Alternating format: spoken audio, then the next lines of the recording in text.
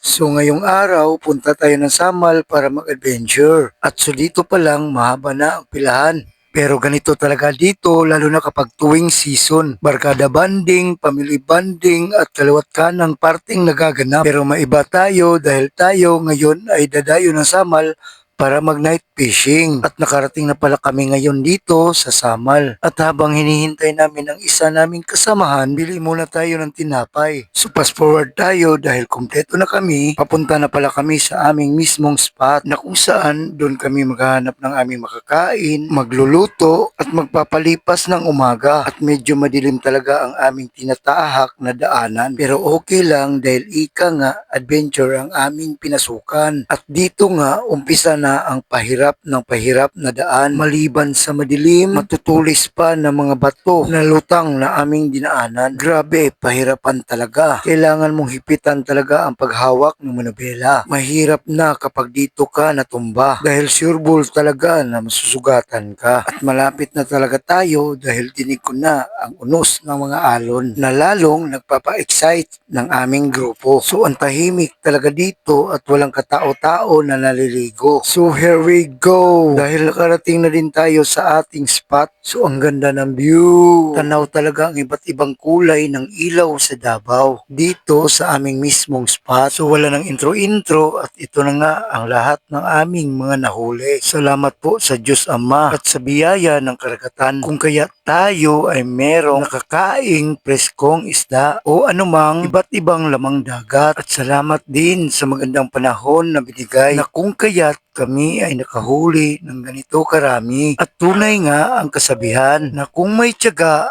ay may nilaga. Kaya kung ikaw nanonood ng video na ito na kung wala ka mang pera pambili ng pagkain or kung gusto mo lang ng adventure na tulad namin, ito ang nararapat mong gawin. Pumunta ka ng dagat, maliban sa preskong hangin, napaka-presko din ng iyong makakain. So ngayon amin ang niluluto ang aming mga nakuha. Malapit na maluto at ang sarap magluto kapag presko ang iyong niluluto. Brad. Gamit isang baw na mo ulit.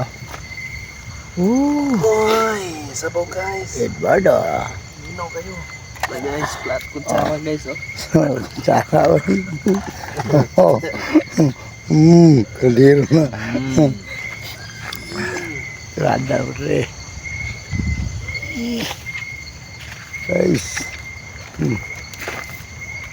Isda na. Presko. Ni ai.